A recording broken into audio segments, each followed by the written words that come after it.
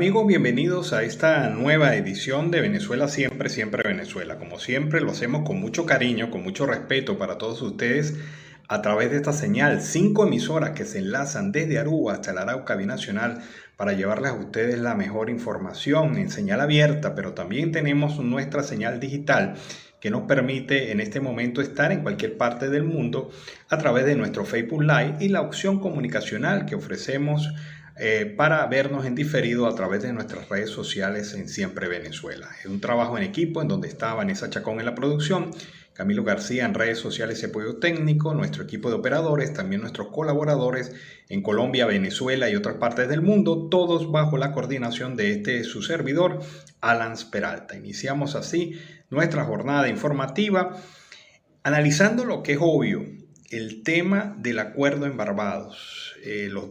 Las dos actas, los dos elementos de ese acuerdo que fue firmado entre los representantes del régimen encabezado por Jorge Rodríguez y el representante de la oposición, el señor Gerardo Blay.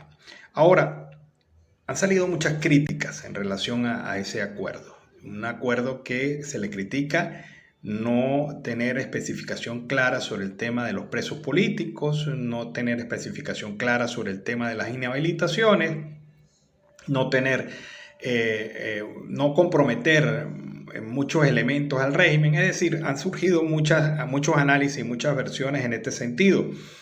Pero la realidad verdadera es que es el primer paso después de 11 meses sin tener acercamiento, por lo menos abierto, entre los representantes de la oposición y el gobierno. Ahora, Gerardo Blay dice, este es el primer paso, este es un acercamiento, este es el inicio de una serie de procesos que obviamente pues vienen en adelante, pero ya tenemos una base de la cual partir. Y entre estos temas pues se puede hablar de las inhabilitaciones y de los presos políticos. Hay circunstancias reales y hay presión real en la opinión pública por resolver estos temas, pero esto no se encuentra dentro de la agenda claramente definida del Acuerdo de Barbados, y eso es lo que la gente le critica. Sin embargo, hay que entender una realidad. La participación internacional en este evento conduce a buscar líneas de acercamiento y apertura en un diálogo que se había paralizado desde hace ya muchísimo tiempo y que sin duda alguna no soluciona los problemas del país. El silencio absoluto entre sectores, la dispersión de ideas y la falta de un criterio político serio ha hecho que no se haya avanzado mucho en el tema de la solución de los problemas del país, y lo que la gente al final quiere es que se le solucionen los problemas, el económico, el político, el social, el espiritual incluso. Pero entonces estamos en un momento en donde se dan los primeros pasos en relación a esto. Ahora hay algo que yo siempre he dicho y lo hemos repetido a lo largo de este programa: al chavismo hay que entenderlo no tanto por lo que dice, sino por lo que no dice. Y creo yo que hay un convenio tras bastidores, un convenio que con la presión y la promesa de los Estados Unidos de liberar algunas de las sanciones económicas al régimen, a un régimen que necesita urgentemente recursos, urgentemente soluciones económicas para equilibrar el tema de las finanzas públicas, pues es muy probable que haya un acuerdo tras bastidores en donde sí se contemple el tema de la liberación de los presos políticos y otras medidas, que no las inhabilitaciones, porque eso es otro asunto más complicado. Así que estamos en un momento en donde yo pienso que vendrán algunas liberaciones de presos políticos, algunos más destacados que otros. Al final, pues todos los presos políticos deberían ser liberados, pero el régimen se toma su derecho de administrar estas liberaciones, y eso va a venir, en su tiempo va a venir, y lo vamos a observar en el marco de la política pública del gobierno de facto, que también tiene sus propios problemas. No crean que el chavismo está muy bien, el chavismo está enfrentado a una realidad que es la espalda que le ha dado el pueblo venezolano, el pueblo chavista, a el gobierno de facto de Nicolás Maduro. Bueno, vamos a seguir comentando este y otros temas. Recuerden que en nuestro próximo segmento tenemos a Jesús Seguías, el director de la empresa Datincore. Con él vamos a estar conversando algunos temas importantes e interesantes, pero seguimos con más información aquí en Siempre Venezuela. Bueno, saludos, Alan, y por supuesto a la audiencia. Algo que me llama la atención, Alan, el punto Peralta, es lo siguiente. El tema de Barbados, aparte de que todo ya la sociedad civil, los sindicatos, federaciones, muchas personas y por supuesto dirigentes nacionales, estatales, municipales, no estaban de acuerdo con este tratado. Fueron varios puntos que no están muy acordes a la realidad de lo que se está observando y a lo que se hacía en el pedimento, sobre todo en el tema de las inhabilitaciones, el tema sobre todo con María Corina Machado, pero también nos llama mucho la atención de estos barbudos, estos bárbaros en Barbados, que les importó poco. Ahora, la sociedad civil, y desde esta madrugada he venido observando, y estoy parado desde las 3 de la mañana recibiendo noticias de diferentes estados del país y por supuesto del exterior, donde no se configura la realidad con este tema que vamos a tocar en este preciso momento. ¿A quién representa Gerardo Blay de la oposición? ¿Será el G4, al G3 o al propio régimen de Nicolás Maduro? Es la pregunta que se están haciendo tanto encuestadores, tanto activistas petroleros, activistas de la sociedad civil, que es más del 50%, y hoy hay un parámetro que es interesante, que son los trabajadores pensionados, jubilados, sobrevivientes del país, que están también preguntando sobre este tema. ¿A quién dirige? ¿A quién va este punto? Porque todos lo han dicho, no representan esta situación. El tratado que se hizo en Barbados no es muy agradable. No se habló de los presos políticos, que son más de 300. No se habló realmente de organizar la epopeya comunicación. Son leves cosas que han dicho Alan, y esto no está muy bien parado frente a la sociedad en Venezuela. Ojalá que estas cosas cambien y hoy esperemos en el transcurso del día nueva similitud, nuevo formato, otra realidad, porque no están de acuerdo. Ese tratado está hecho punto. Realmente favorece mucho más al régimen de Nicolás Maduro que a la propia oposición. Ahora, creemos que en el transcurso del día todos los candidatos deben escribir un punto de comunicación, su análisis de lo que está o ocurrió en el día de ayer, porque las noticias no se acaban en el transcurso del día. Esto seguirá al atardecer noche, porque ya estamos acostumbrados que las noticias, las primicias, los tubazos se dan después de las 7, 7:30 de la noche, hora local en Venezuela. Es bastante desalentador, la gente no tiene confianza país, y esto es grave. Cuando una sociedad civil, un conglomerado de comunidades, estados, municipios, distritos en Venezuela, no hay una confianza real de lo que está sucediendo. Este tratado, lo repito, está chuputo, le faltan muchos detalles. Ahora, ¿a quién conviene? ¿A la oposición, al gobierno de facto o a los Estados Unidos de Norteamérica? Todavía no han definido bien en una estrategia el Reino de Noruega. Todavía la Unión Europea está muy callada, claro, con el tema de la guerra de Israel, también tiene que ver mucho con esto, pero no hay confianza real. Yo por lo menos en este caso todavía estoy medio loco con lo que sucedió, porque no eran las estrategias que se esperaban en este punto, sobre todo en el tema de las inhabilitaciones. Recordemos lo que habló Iván Gil, el canciller, que no todas podían estar trabajando en el caso de las votaciones en estas primarias 2023 para poder ahí irse a las presidenciales en el 2024 en el primer semestre del año. Es decir, que muchos no están de acuerdo con lo que sucedió. Pero repito, esperemos hoy las noticias de otros cambios que sean favorables, por supuesto, para Venezuela. Es un punto de vista que tengo yo a mi juicio, y de paso nuestros corresponsales, que son 8 personas en total, también me lo dijeron que no hay una confianza real, no están de acuerdo con lo que pasó, pero en Venezuela tienen que estar callados por la sencilla razón de que les están haciendo seguimiento a todos los periodistas, comunicadores o influencers que estén en el país. Así están las cosas actualmente. No veo tampoco una tranquilidad especiente de lo que pudiese ocurrir para el día 22 de octubre, que es este domingo, y sobre todo en el exterior. Son muchas las camufladas que están pasando actualmente, sobre todo en el tema de logística, para ir a votación en diferentes departamentos. En el caso de Colombia, sobre todo en el La Guajira, desde Maicao hacia Riohacha y de otros municipios del sur de La Guajira, son hasta 2 horas. Aparte de eso, la gente del Arauca, del Meta, no puede ir al norte de Santander, primero por lo lejos que está la zona. Y son más de 4 a 6 horas para poder llegar a hacer el ejercicio de votación, cuando hasta el momento la central de la primaria no ha dicho cómo va a ser para trasladar a tantas personas, caso Colombia. Lo mismo está ocurriendo y lo tienen muy calladito en los Estados Unidos, porque hay sectores, estados y condados donde están muy lejos para poder ir los migrantes venezolanos o los venezolanos a estas primarias en el exterior. No tengo otra información más que tener sobre Europa. Sabemos que en España también hay ciertos y pequeños problemas, pero es más fácil con la situación del tren, que es rapidísimo, pero a la vez también para nadie es un secreto que todos los migrantes tienen que trabajar entre 10 a 12 horas. Caso Colombia, sí.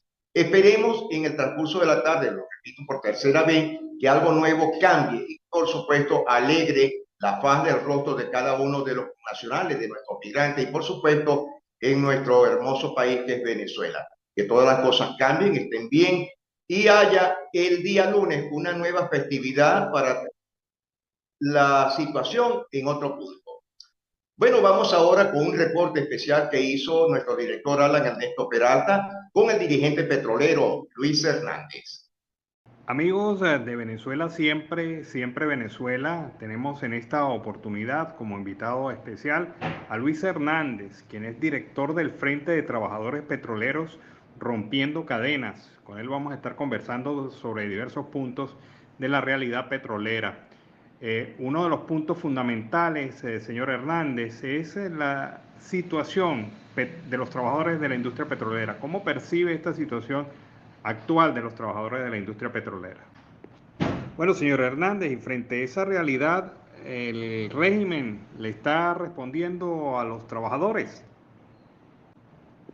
Bueno, recientemente hemos visto las protestas de los jubilados, la huelga de hambre que han realizado los jubilados de la industria petrolera para que se les cancele lo adeudado por parte de la industria. ¿Cómo va ese tema de los jubilados? Nos hemos preocupado mucho por ellos aquí en el programa. Bueno, ¿cuál es la posición del Frente de Trabajadores frente a la propuesta de algunas personas de privatizar la industria petrolera venezolana? ¿Cuál es su visión al particular? Hernández, director del Frente de Trabajadores Petroleros. Hoy cuando me hacen la pregunta, ¿cuál es la situación de los trabajadores de la industria petrolera? Nuestra respuesta es: se mantienen los problemas salariales, tanto para los trabajadores activos como los jubilados. Y la única solución que nosotros vemos es que se produzca un cambio de timón en Miraflores. Muchas preguntas que le hacen, pues. El gobierno le está respondiendo a los trabajadores. No, las conversaciones con la presidencia y directivos de PDVSA, con representantes laborales, solo han llegado a mentiras, porque dicen unas cosas y nunca las ejecutan. Por tanto, el gobierno no le responde a los trabajadores. ¿Cómo va el tema del tema de los jubilados? Bueno, los jubilados pasaron una huelga de hambre y fueron visitados por la Comisión de Asuntos Sociales de la Asamblea Nacional. Esperemos que ahora sí se presupueste la deuda con los jubilados y que les sean pagados sus convenimientos del fondo de pensiones. Otra pregunta que me hacen es: ¿cuál es la posición sobre el tema de la privatización de la industria petrolera? Nosotros desde el Frente de Trabajadores Petroleros no estamos de acuerdo con la privatización de la industria petrolera. Tenemos un plan de un acuerdo nacional petrolero donde exponemos de manera responsable la forma de recuperación de la industria petrolera, donde se requieren de 120.000 millones de dólares para activar el país en el área de educación, salud, el servicio eléctrico nacional, las infraestructuras de la industria petrolera. Por lo tanto, nosotros pues hemos venido trabajando sobre la recuperación de la industria petrolera. Y por eso estamos en contra de privatizar la industria petrolera, como hay algunos políticos, hay algunos expertos petroleros que ayer hablaban de no privatizar la industria, hoy hablan de privatizar la industria, ¿no? El gobierno nacional anteriormente habló de expropiación, que no quiso hablar de privatizar, pero estos sí hablan de privatizar la industria petrolera. Nosotros le hacemos un llamado a todos los trabajadores, tanto activos como jubilados, que también se pongan al orden, pues a la orden de que hoy son los jubilados y mañana pueden ser ellos. Nosotros siempre estamos conscientes de todo lo que se viene participando pues en estos momentos en la industria petrolera, que es garrafal. Acá hoy en día vemos unos acuerdos nacionales que hace pues presuntamente el gobierno de los Estados Unidos, que va a hablar con algunos opositores para levantar sanciones. Pero hablar de levantar sanciones es simplemente para la industria petrolera. ¿Por qué? Porque si a ellos les interesa nuestro petróleo, nada más, a ellos no les interesan los derechos humanos, no les interesa la salud, no les interesa la educación, no les interesa nada, simplemente nuestro petróleo. Si hoy en día nosotros pudiéramos estar produciendo más de 3.5 millones a 7.5 millones, todo lo compraría los Estados Unidos, por el problema que hay ahorita entre Israel y Gaza, y se le van a venir más problemas todavía. También queremos hacer un llamado al presidente de PDVSA Honores, al señor Horacio Medina, que lo vemos siempre dando declaraciones donde ellos hablan que han saldado deudas con empresas que han venido reclamando sus activos, ¿no? Pero también ellos tienen deuda con los trabajadores, con los 23.000 trabajadores que fueron sacados con un pito de la industria petrolera, donde se nos van más de 600.000 años de experiencia. Señor Horacio Medina, así como usted también tiene para cancelarle a todas las empresas acreedoras, también se le deben de cancelar a los trabajadores que fueron votados.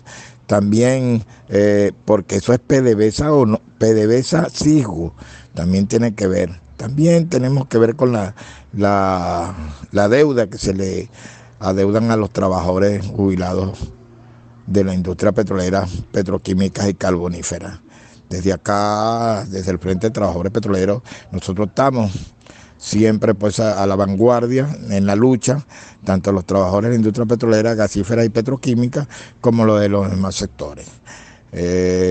Hoy estamos haciendo un acuerdo nacional que ya está por salir, y ese acuerdo nacional, hermano Joan Peralta, que siempre nos brinda esa oportunidad para nosotros pues abrir esa ventana y decir las cosas. Fuerte abrazo y Dios me los bendiga.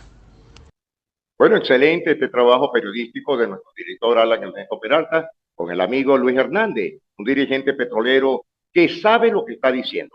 Pero vamos con las noticias, lo que está impactando actualmente en el estado Zulia. La gente se pregunta qué es lo que ha pasado con el gobernador Manuel Rosales y otros dirigentes políticos del G4. Ahora son ellos los operadores o los cantadores de la verdad de las primarias, cuando ellos rechazaron este punto y no estuvieron. Esto da mucho que pensar.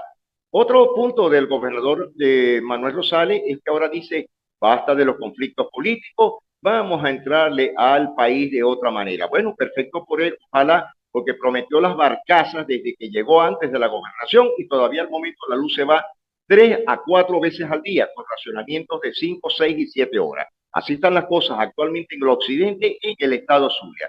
Si nos vamos ahora para el sur del lago de Maracaibo, esto es increíble, Alan, audiencia. Lo terrorífico, aguaceros van y vienen, son 165.000 hectáreas que no se han podido recuperar.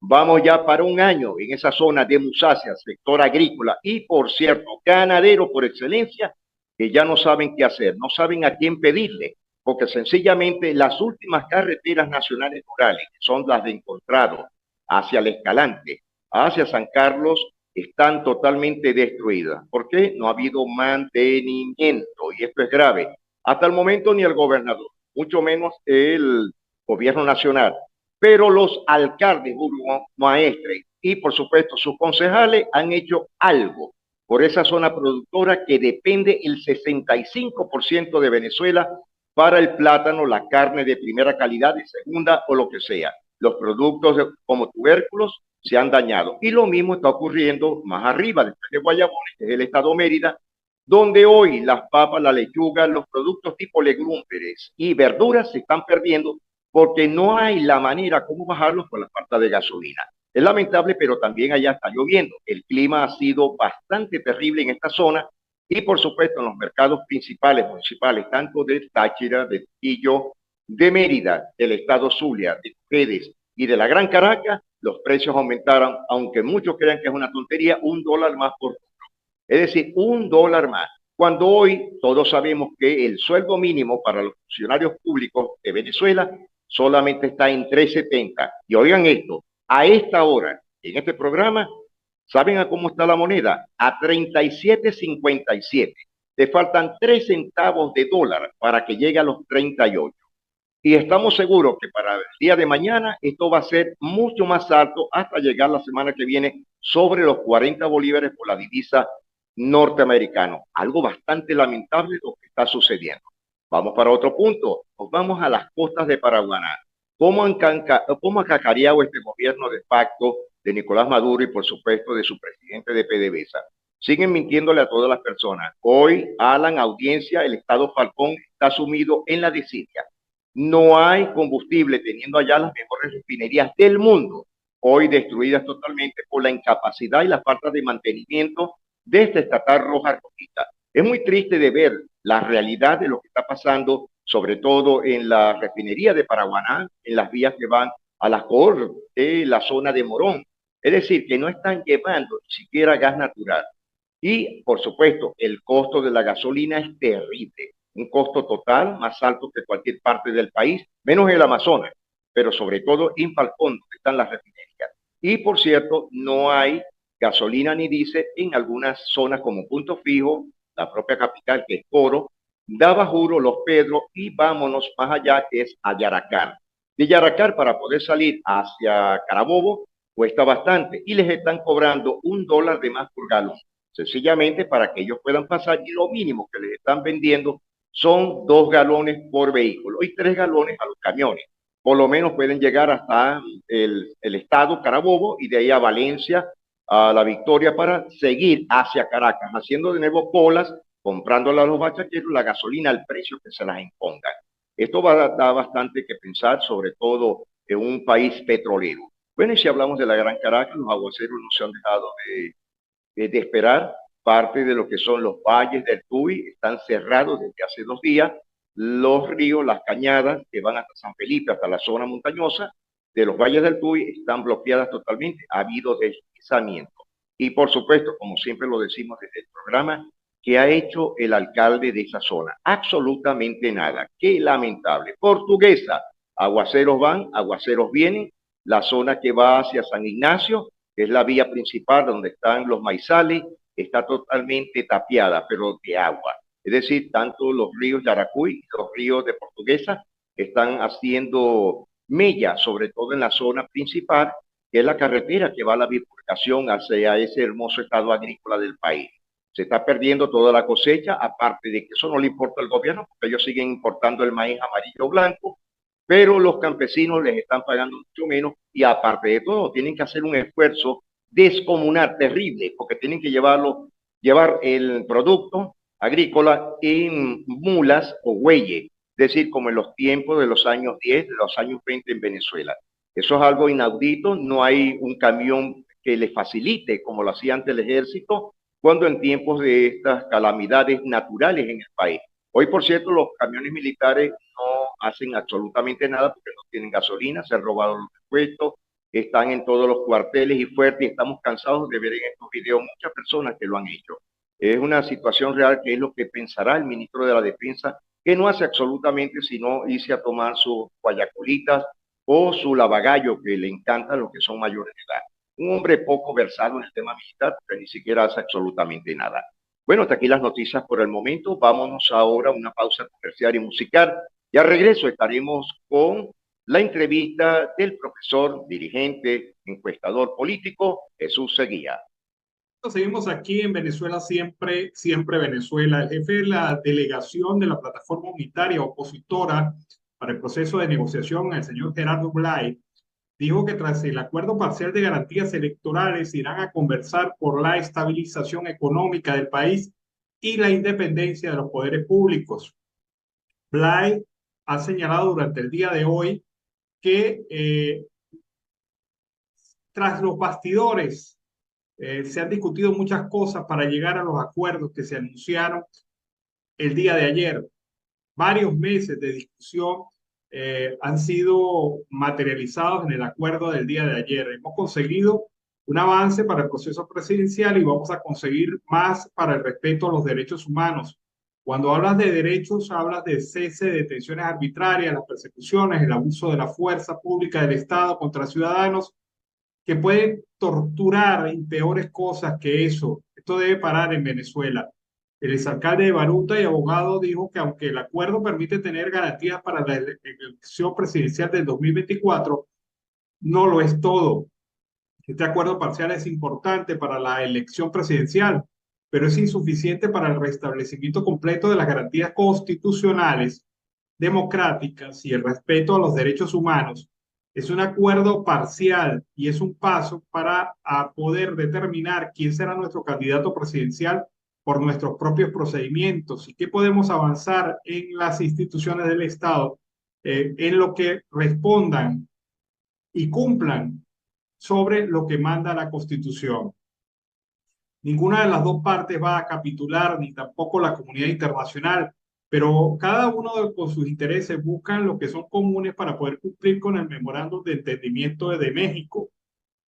Debemos tener la paciencia, la resistencia, una negociación que en noviembre pasado parecía muerta, se restableció por lo que ha pasado en el mundo y ha obligado a sentarse en este proceso.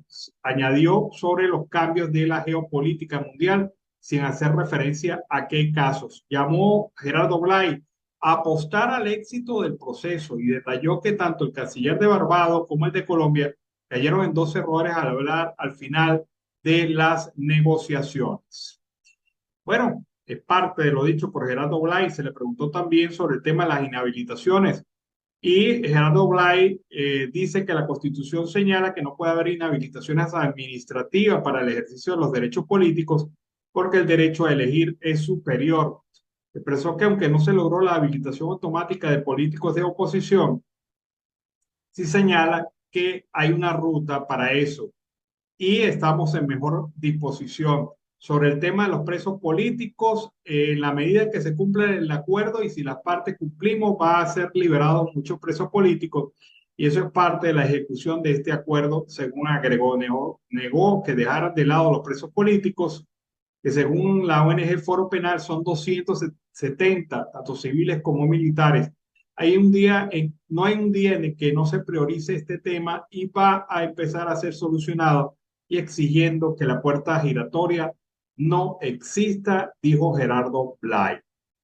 También, por otra parte, es importante señalar este análisis. Me parece destacado el análisis del periodista Eugenio Martínez sobre el tema de la situación del Acuerdo de Barbados.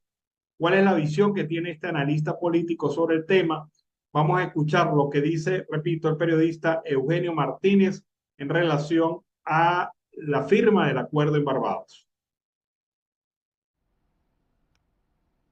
La oposición venezolana y el gobierno de Nicolás Maduro finalmente regresaron a la mesa de negociación y acuerdo para firmar dos acuerdos parciales sobre derechos políticos y electorales y sobre derechos económicos.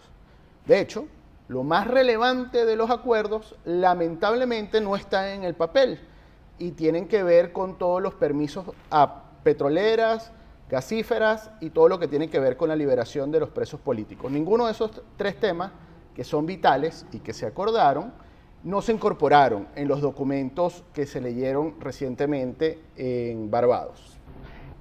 En lo leído, tal vez lo más relevante es que, a diferencia de muchas versiones periodísticas, no se acordó levantar las inhabilitaciones a los candidatos de la oposición que al día de hoy tienen algún tipo de restricción para poder postularse en el año 2024. Lo que sí se acordó, y tal vez es muy relevante, es que existe un compromiso del gobierno venezolano de realizar la elección en algún momento del segundo semestre del año 2024. Tiempo suficiente para actualizar el registro electoral, que es tal vez el segundo gran avance o el segundo gran elemento que está en los acuerdos que se han firmado. De hecho, dentro de los puntos que incluyen el acuerdo parcial de promoción de derechos políticos y electorales, no solamente se resalta el tema de las auditorías al sistema automatizado de votación, que esto es indispensable, especialmente después del cambio del Consejo Nacional Electoral, la renovación de las autoridades del Consejo Nacional Electoral, sino que también se hace una mención expresa a que el proceso del año 2024 tenga, previo firma de un memorando de entendimiento, evidentemente, observación o se solicite formalmente observación internacional específicamente a la Unión Europea y a la Organización de Naciones Unidas a través del panel de expertos electorales que ya visitó Venezuela en el año 2021. De resto, desde el punto de vista político y electoral, los principales avances se centran, como les digo, en el compromiso de actualizar el registro electoral dentro y fuera de Venezuela, dentro del marco que establece la Constitución y la ley. Esa frase es muy limitante. En cualquier país sería lo lógico. En el caso de Venezuela, la ley electoral tiene unas restricciones importantes para que los venezolanos en el extranjero puedan votar. Sin embargo, como les decía, las garantías políticas y electorales que se han preacordado es un paso importante para el año 2024, pero no podemos concluir de entrada que van a ser ejecutadas correctamente en los próximos meses. A todo lo que se ha acordado o todo lo que se ha comprometido el gobierno venezolano, evidentemente hay que hacerle un seguimiento extremo día a día. Resumiendo, no hay acuerdo sobre el tema de las inhabilitaciones. La elección presidencial se va a realizar en el segundo semestre del año 2024. Hay un compromiso para actualizar el registro electoral. Hay un compromiso para solicitar la asistencia técnica y la observación electoral de la Unión Europea, Centro Carter y Naciones Unidas. Lamentablemente, desde el punto de vista económico, lo más relevante del acuerdo, que son los pactos para que las petroleras diferentes a Chevron reciban un trato similar a la de la petrolera estadounidense, no se están incorporando en el documento genérico, como tampoco se ha hecho el tema de la liberación de presos políticos. Soy Eugenio Martínez. Larga vida y prosperidad para todos ustedes. Bueno, interesante el análisis de diversos ángulos que hace el periodista Eugenio Martínez. Hay una declaración firmada por el secretario de Estado norteamericano Anthony Blinken, el alto representante de las Naciones Unidas para Asuntos Exteriores Josep Borrell, la ministra de Asuntos Exteriores de Canadá Melanie Joly, el secretario de Estado del Reino Unido para Asuntos Exteriores de la Commonwealth y de Desarrollo James Cleverly, sobre las negociaciones que se firmaron ayer en Barbados. Afirman: acogemos con satisfacción el acuerdo político liderado por Venezuela alcanzado en Barbados. Este acuerdo representa un paso necesario en la continuación de un proceso de diálogo inclusivo y la restauración de la democracia en Venezuela. Apoyamos un resultado pacífico y negociado que conduzca a elecciones justas y competitivas y a un retorno de la estabilidad y la seguridad económica. Seguimos exigiendo la liberación incondicional de todos los detenidos injustamente, la independencia del proceso electoral y las instituciones judiciales, la libertad de expresión, incluidos los miembros de la prensa, y el respeto a los derechos humanos y políticos. Trabajaremos, afirman, con todos nuestros socios para desarrollar una estrategia y abordar las necesidades urgentes de todos los venezolanos dentro y fuera del país y aliviar la crisis humanitaria. Agradecemos a Barbados por acoger las negociaciones y a Noruega por su liderazgo en la facilitación de las negociaciones. Ha firmado estas representantes del Reino Unido, de la Unión Europea, de Canadá y los Estados Unidos. Bueno, hay otro tema también importante, el tema de las primarias. Y vean ustedes cómo este tema tiene impacto internacional, que la alcaldesa de Miami, Daniela Levine Cava, ha pronunciado su apoyo y ha invitado a los venezolanos en Miami a salir a votar en el tema de las primarias. Veamos. Este es un mensaje para todos los venezolanos que viven en el condado de Miami-Dade. Soy la alcaldesa Daniela Levin Cava y los invito a que salgan a participar en las elecciones primarias de Venezuela el 22 de octubre en el Miami-Dade College de Doral. En Miami-Dade apoyamos su lucha por la libertad de Venezuela y nada mejor que participando con su voto para un cambio democrático. No olviden, el 22 de octubre, salgan a votar. Venezuela, Miami-Dade está contigo. Bueno, yo no recuerdo de verdad ningún alcalde de la ciudad de Miami que se haya visto tan motivado y tan motivador. De verdad que se siente uno agradado de ver que el apoyo internacional se manifiesta a través de estas autoridades locales. Vamos a escuchar NotiAudio El Pitazo, alianza informativa entre esa organización y Siempre Venezuela. NotiAudio El Pitazo, un preciso resumen de lo que ocurre en toda Venezuela, con Luis Fernando Araújo. Amigos, bienvenidos a una nueva emisión del NotiAudio El Pitazo. A continuación, las informaciones más destacadas. La delegación del oficialismo negó que el acuerdo sobre garantías electorales, firmado en Barbados con la Plataforma Unitaria Democrática, contemple el levantamiento de las inhabilitaciones impuestas a políticos para ejercer cargos públicos de cara a las presidenciales de 2024. Y si usted recibió una inhabilitación administrativa por el órgano al que le corresponde, desde el punto de vista constitucional y legal, que es la Contraloría General de la República, pues tampoco puede ser candidato.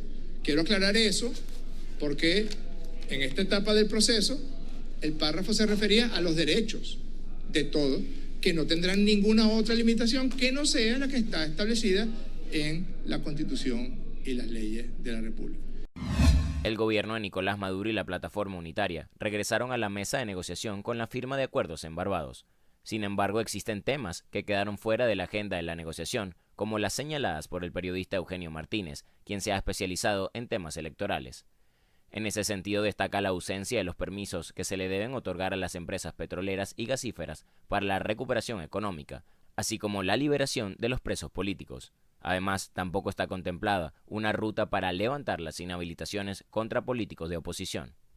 El gobierno de Maduro informó que durante este año ha mantenido negociaciones con representantes del gobierno de Estados Unidos, con el fin de que sean levantadas las sanciones económicas impuestas en los últimos años. En un comunicado, el Ejecutivo señaló que estas conversaciones se realizaron con el objetivo de recuperar el estado de bienestar alcanzado por la Revolución Bolivariana. Ciudadanos denunciaron que el proceso de registro en el plan Borrón y Cuenta Nueva de Corpoelec es sumamente lento. A su vez, calificaron esta jornada de mal organizada. Los trabajadores eléctricos y los usuarios aseguraron que la tarifa única a pagar durante este plan es de unos 70 bolívares aproximadamente. Sin embargo, es algo que define el sistema cuando realizan el registro. El personal de Corpoelec invitó a la población a hacer el trámite del plan Borrón y Cuenta Nueva a través de la página pagoscorpoelec.com.be o visitar sus otros puntos de registro, ubicados en Quinta Crespo, El Paraíso, Chacao, la Avenida Victoria, Santa Mónica, El Hatillo y Macaracuay. Arrolladora, demoledora y contundente. Así fue la actuación de Venezuela frente a Chile, en un partido en el que la Vinotinto goleó 3-0 a la Roja en el Estadio Monumental de Maturín, con goles de Jefferson Soteldo, Salomón Rondón y Darwin Machís. Venezuela tomó ventaja poco antes de culminar el primer tiempo con el gol de Soteldo, y luego aprovechó la expulsión de un jugador chileno al minuto 60 para sellar el triunfo, tomando la iniciativa del partido, lo que llevó a anotar 2 goles en menos de 5 minutos. Con este resultado, Venezuela suma 7 puntos, que se traducen en 2 victorias frente a Paraguay y Chile, un empate contra Brasil y una derrota en la primera jornada frente a Colombia. Amigos, y hasta acá llegamos con esta emisión del NotiAudio El Pitazo. Recuerda hacerte super aliado para mantener vivo el periodismo independiente en Venezuela. Narró para ustedes Luis Fernando Araújo.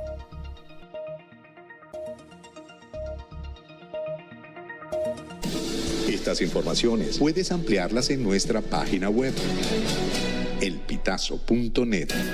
También recibimos tus denuncias vía SMS o WhatsApp a través del 0414-230-2934.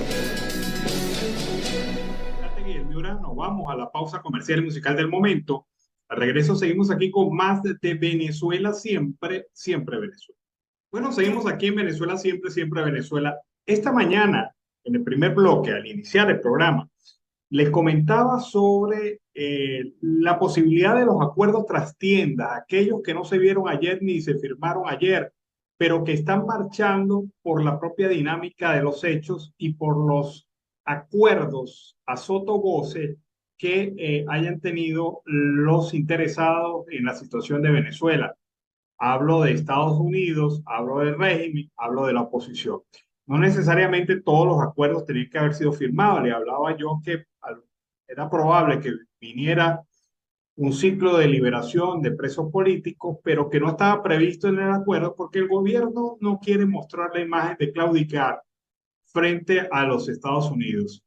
Pero vean ustedes lo que pasó y es muy significativo y llama la atención. Hay un acuerdo que ha aprobado Estados Unidos con el gobierno de Trinidad y Tobago. Informó que el gobierno de Estados Unidos aprobó una enmienda solicitada por la nación caribeña para la explotación del campo de gas Dragón, conjuntamente con Venezuela, en la que se permite que Shell opere el yacimiento. Estos cambios facilitarían la modificación de la licencia OFAC de Estados Unidos y permitiría a Venezuela recibir el pago por el gas que suministre PDVSA por medio del campo Dragón. Es decir, Caracas puede negociar directamente con Shell y Trinidad y Tobago ese acuerdo. No se permite realizar pagos en moneda fiduciaria, así como en dólares estadounidenses, bolívares y mediante medidas humanitarias, anunció Young, quien destacó que la licencia modificada tiene vigencia en principio hasta el 31 de octubre del 2025. Stewart Young agregó que la enmienda a la licencia permitirá que la infraestructura gasífera de Trinidad y Tobago pueda recuperar su capacidad instalada y sea fuente de productos como gas natural, metanol y amoníaco. El anuncio representa un punto relevante en los planes para importar gas natural de Venezuela para su uso en nuestra muy desarrollada industria del gas y nuestras instalaciones de exportación de líquidos de gas natural. Es decir, aquí lo que existe es una triangulación de intereses que permite que Venezuela exporte y cobre. Trinidad y Tobago ponga a operar sus fábricas, su industria, Shell opere también un negocio y de alguna u otra manera Estados Unidos se beneficia. Pero esto no estaba en el acuerdo firmado. Estos son efectos carambola de ese acuerdo y, insisto yo, es que pudiera formar parte de esa agenda trastienda no conocida, no firmada, pero convenida entre los países involucrados en el tema de Venezuela. Y es por eso que yo mantengo las esperanzas de que prontamente tengamos noticias de liberación de presos políticos. Bueno, Iván Simonovic, el comisario Iván Simonovic, nos explica cómo está funcionando la red islámica en Venezuela y hasta qué punto tiene penetrado el gobierno. El fallecido fiscal argentino Alberto Nisman logró determinar en sus investigaciones que el gobierno de Irán había creado una importante red terrorista en toda Latinoamérica, toda bajo el liderazgo de Moshe Rabbani, uno de los involucrados en el atentado de la sede de la AMIA, donde fallecieron 85 personas en el año 94. Para introducir esta importante red terrorista se utilizaron 3 fachadas: una fachada comercial, una fachada diplomática y una fachada cultural. En los últimos años en Venezuela, específicamente en el estado de Nueva Esparta, Isla de Margarita, han proliferado la construcción de mezquitas, centros de oración y lugares de reunión de personas que practican el Islam. Eso es una fachada cultural. Por otro lado, también se anunció la apertura de una cadena de supermercados iraníes, los Megasin. Esas son fachadas comerciales. Estas identificaciones corresponden a un grupo de ciudadanos iraníes que llegaron a Venezuela supuestamente militares, pero fácilmente pudieran ser parte de las fuerzas Quds, un apéndice de la CGRI o Cuerpo de Guardianes de la Revolución Islámica, una unidad que está catalogada por el gobierno de los Estados Unidos como terrorista y que hasta el momento de su muerte estuvo bajo el mando de Qasem Soleimani. En una investigación del 6CPC que se ordenó detener, identificaron a todas estas personas como gente a quienes le acreditaron cédulas y pasaportes. Ninguno de ellos ni vive ni era venezolano. Gente del Medio Oriente, de Siria, de Líbano, de Kuwait. Aun cuando no podemos determinar dónde están, fácilmente pudiera tratarse de una célula terrorista no activa. Otro de los criminales favorecidos con el libertinaje en la entrega de identificación venezolana son los guerrilleros. La guerrilla colombiana. Estas cédulas corresponden a un grupo de líderes de la guerrilla que actualmente hacen vida en Venezuela. Muy posiblemente muchos de ellos tengan también pasaportes, los cuales les permiten movilizarse a toda Latinoamérica, mimetizarse dentro de la gente, con un solo objetivo, la desestabilización. O como bien lo dijo el régimen, que una brisa la convertirían en un huracán. La entrega de cédulas de identidad y de pasaportes, tanto a la guerrilla como al terrorismo, forma parte de una política de Estado del régimen de Nicolás Maduro. Si bien la migración de 5 millones de personas tuvieron un impacto social y económico importante en toda la región latinoamericana, pues bien, ahora estamos hablando de algo muchísimo más serio, muchísimo más peligroso. Estamos hablando del fortalecimiento y la expansión de la guerrilla, así como del patrocinio del terrorismo a nivel internacional. Todo esto auspiciado por el régimen de Nicolás Maduro y apoyado por la izquierda radical, el Foro de Sao Paulo y la actualización del Foro de Sao Paulo que se llama el Grupo de Puebla. Mientras más tarden los países en identificar que definitivamente el régimen de Nicolás Maduro es una amenaza y mientras más tarden en accionar, más difícil será resolver el problema.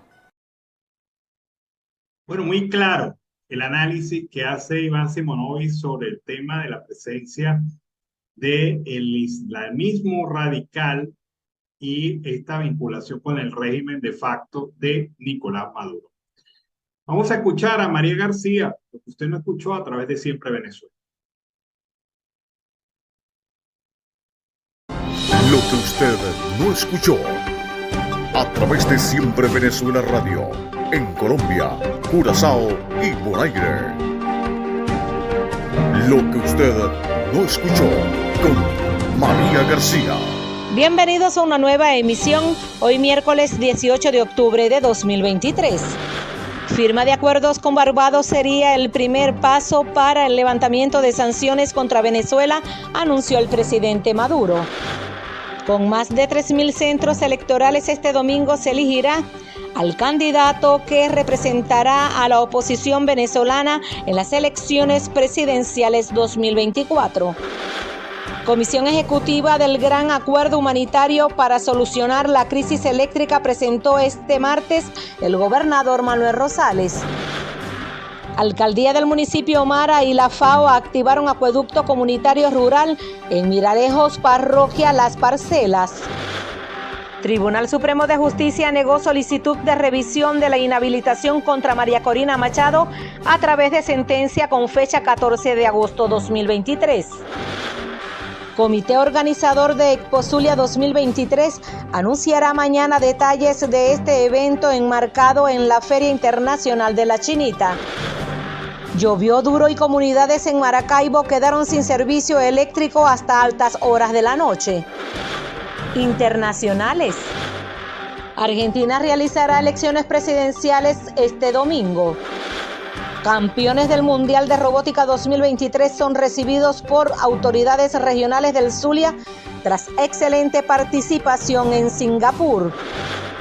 La Vinotinto se lució con 3-0 contra Chile, que suman 3 puntos de oro con miras al Mundial 2026. Este viernes llega al Estadio Nacional de Chile el fuego panamericano para encender el pebetero de inauguración de los Juegos Panamericanos Santiago 2023. Hasta aquí los titulares de lo que usted no escuchó con María García. Volveremos con una nueva emisión el próximo viernes 20 de octubre de 2023.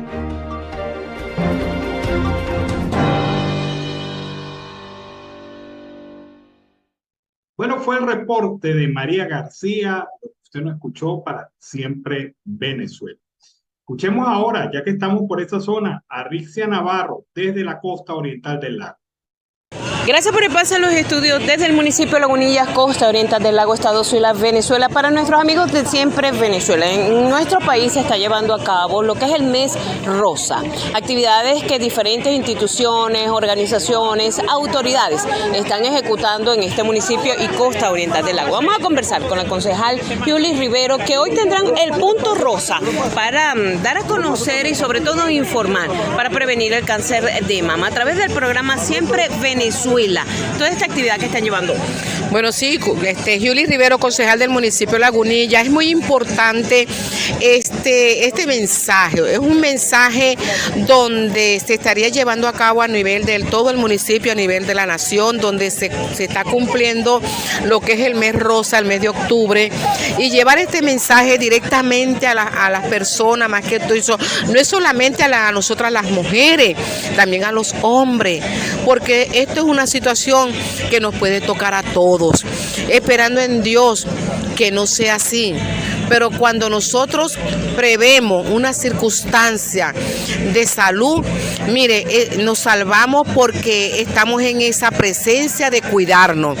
Entonces el mensaje es para toda la ciudadanía, tanto hombres como mujeres, que debemos de prevenirnos, debemos de tocarnos para que no nos toque ese momento tan doloroso, tan triste y tan lleno de dolor como lo está viviendo hoy en día la ciudadanía que está con este proceso de esta enfermedad penosa como es el cáncer de mama.